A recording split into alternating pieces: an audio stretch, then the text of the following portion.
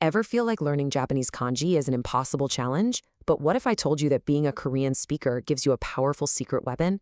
In this breakdown, we're going to show you how the Korean you already know is the key to unlocking the secrets of Japanese kanji.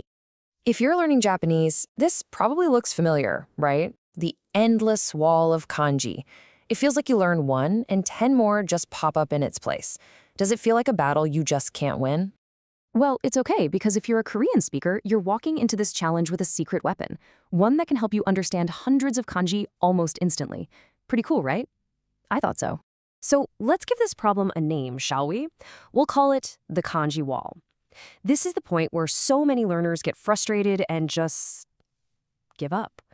But our goal isn't to break down this wall brick by brick. Nope. Our goal is to find the hidden door and walk right through. And that secret lies in our shared history. There's this great insight from a book called Japanese Words Unlocked with Hangul, which points out something really important. Korea, China, and Japan are all part of the same Kanji cultural sphere. What does that mean? Well, it means we can logically guess that a ton of words will have similar pronunciations. This shared root, that's the key we've been looking for. And hey, this isn't just some abstract theory. It's a very real, very practical secret that you, as a Korean speaker, already know, even if you don't realize it yet. So let's uncover it together. Okay, so the secret is all about a concept called Onyomi. Now, what is that? It's the Japanese pronunciation that originally came from the Chinese pronunciation of the character. And here's where the magic happens. This Onyomi is often incredibly similar to the Korean reading of the very same character. Think of it like a super simple 3-step code-breaking process. First, you start with the Korean hanja sound you already know. Then, you apply a predictable systematic sound change. And boom, you get the Japanese Onyomi. See? This is way more like cracking a code than just mindlessly memorizing stuff. All right, enough theory. Let's put on our code breaker hats and get to work. We're going to start with one of the most common characters out there, jing. Now, if you're Korean, you absolutely know this character. In Korean, it's read as Geum when it means metal, or Kim, as in the very common surname. For our purposes, we're going to focus on that Geum sound.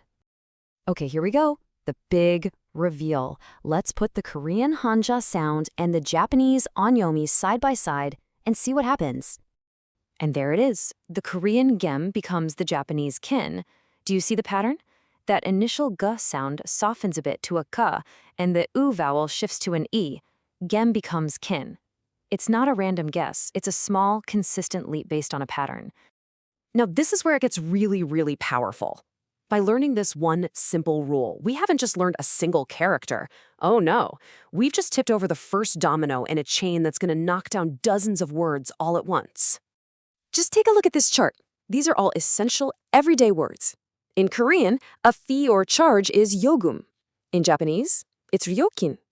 Tax is segum in Korean and zeikin in Japanese.